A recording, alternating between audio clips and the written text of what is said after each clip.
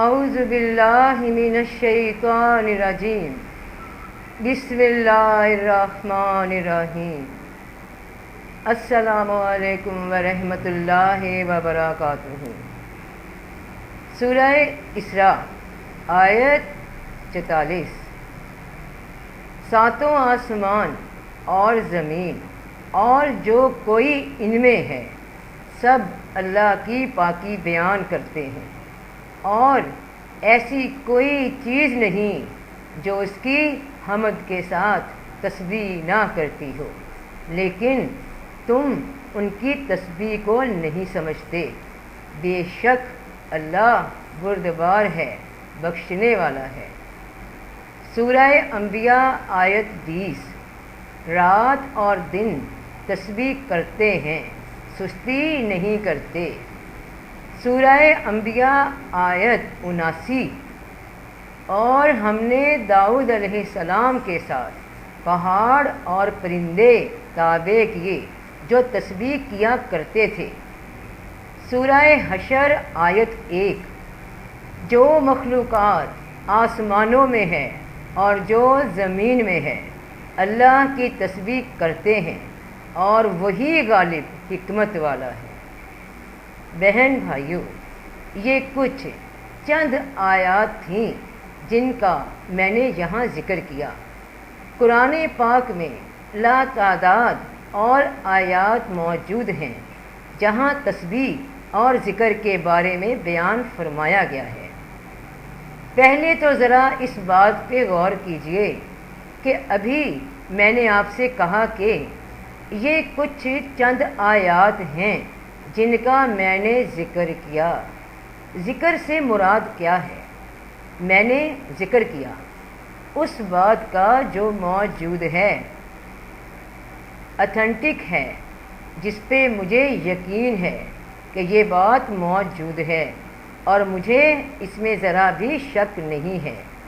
اس کو کوئی بھی تحقیق کر سکتا ہے، کوئی بھی چیک کر سکتا ہے، اور جس بات کا ذکر میں نے کیا کوئی بھی اس کی تردید نہیں کر سکے گا، کیونکہ دلیل کے ساتھ ہے، ثبوت کے ساتھ ہے۔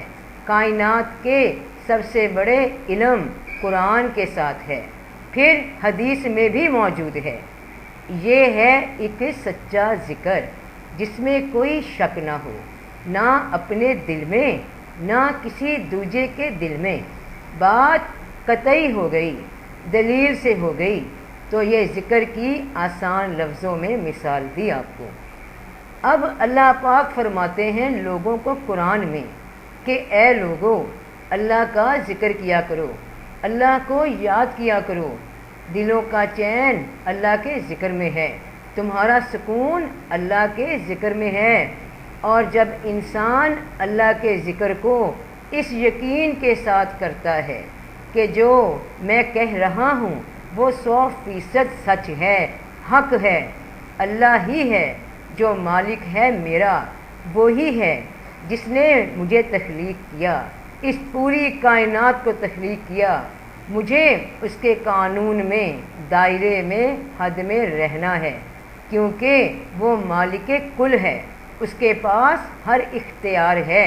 میں اس کے آگے بے بس ہوں، محتاج ہوں۔ میری زندگی، موت سب اس کے ہاتھ میں ہے، میرا رزق اس کے ہاتھ میں ہے۔ وہ مجھے ہر دم دیکھ رہا ہے، میری ہر بات سن رہا ہے، میرے دل میں آئے ہر گمان، ہر خیال کو بھی سن رہا ہے، میرے دل کی نیت کو بھی جانتا ہے۔ تو جب مجھے یہ یقین ہے کہ میں ہر وقت اس کی نگاہ میں ہوں، تو یہ ہے ذکر، یہ ہے ذکر رب پاک کی شان میں مکمل کوشش کے ساتھ کہ یہ یقین تمہیں ہو، یہ خیال تمہارے اندر ہر وقت موجود ہو، باطن سے پھر ظاہر بھی درست ہو جائے گا۔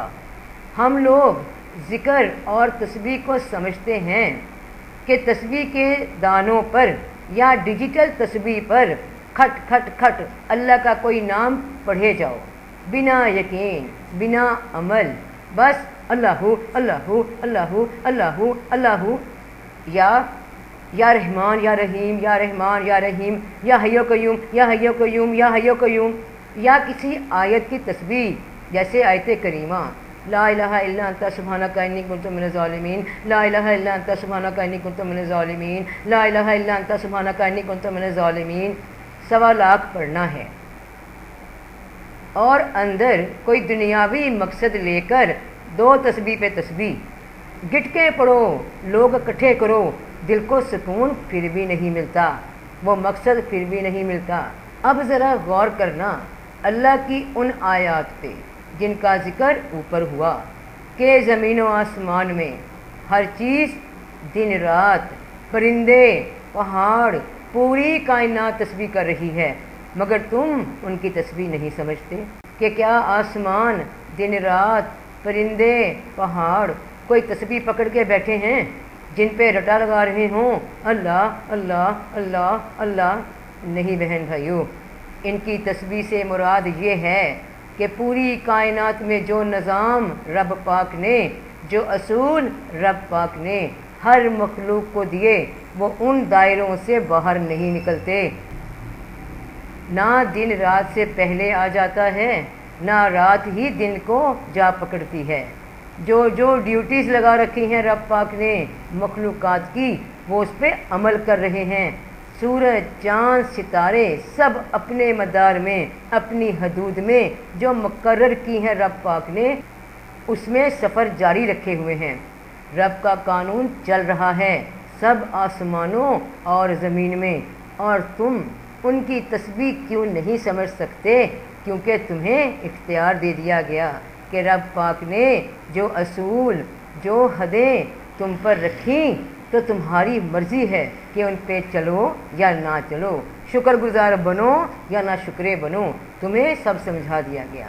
اگر چلو گے تو تم بھی تسبیح میں ہو، رب پاک کی یاد میں ہو، ذکر میں ہو، ہر دم تم اس کی عبادت میں ہو، کیونکہ اس کا حکم مان کر، جان کر، علم کے بعد اب عمل کر رہے ہو۔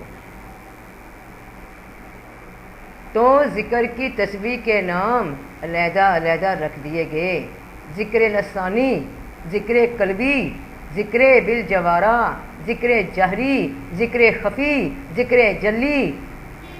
پکڑ لو ہاتھ میں تسبیح اور ہو جاؤ شروع، لگاؤ ضربیں زبان سے اونچی اونچی یا دل میں کہ اللہ ہو، اللہ ہو، اللہ ہو، اللہ ہو، اللہ ہو۔ لو ہو گئے ذکر، ہو گئی تسبیح، اور باہر جب لوگوں کے ساتھ جا کے سلوک کیا تو وہ بالکل بھی اسلام کے مطابق نہیں، بالکل بھی اخلاق کے مطابق نہیں، ذرا سے پیسوں کے لیے، ذرا سے لالچ کے لیے ایک دوسرے کو ذبح کرنے پہ آ گئے، گالی گلوچ شروع ہو گئی، ماں بہن کی گالی سے کم بات نہیں کرنی۔ آخر یہ سب کیا ہے؟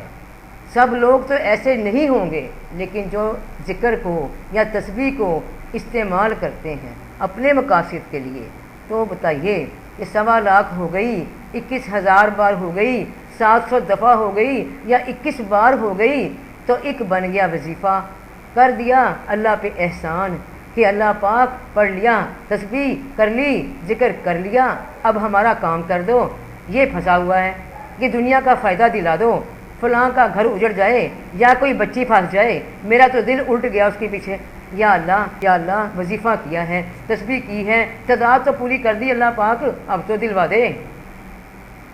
نہیں بہن بھائیوں، نہیں بیٹے بیٹیوں، یہ تسبیح کے ذکر سے مراد ہے کہ جو بھی انسان سچے دل سے، خلوص سے، سچائی سے، علم سے، غور و فکر سے اللہ کو اپنا رب مانتا ہے، جو دل سے مانتا ہے، تو وہ وہی کام کرے گا جو اللہ کی حدود میں ہیں، جو اس نے قائم کر دیے تجھ پہ، مجھ پہ۔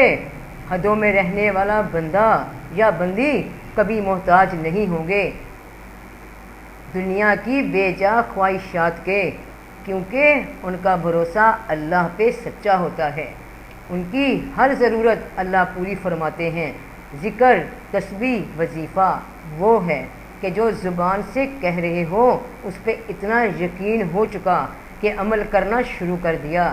یہی ہے استقامت، کردار کی، اخلاق کی، اور قائم رکھنے کی، یاد رکھنے کی، ذکر کرنے کی، اللہ پاک کے عظمت کی۔ جب اس پہ عمل شروع ہو گیا، اس کی ہدایات پہ عمل شروع ہو گیا، یقین رکھو اللہ ہر ضرورت تمہاری جانتا ہے، اس کے دائرے میں رہتے ہوئے، حدود میں رہتے ہوئے اس سے طلب کیا کرو، دعا کیا کرو، وہ سب جانتا ہے، اس کے احکام کو مانو، بتائے طریقے، اس کی ہدایات پہ جو اس نے رسول اللہ صلی اللہ علیہ وآلہ وسلم کے اسوہ حسنہ میں ہمیں دکھا دیے، بتا دیے، تو اس پہ عمل کرنا اللہ کا ذکر ہے، ذکر کا حق ادا کرنا ہے، تسبیح ہے، وظیفہ ہے۔ تو سب کا بھلا، سب کی خیر، جیتے رہو بہن بھائیوں، بیٹے بیٹیوں، فی امان اللہ۔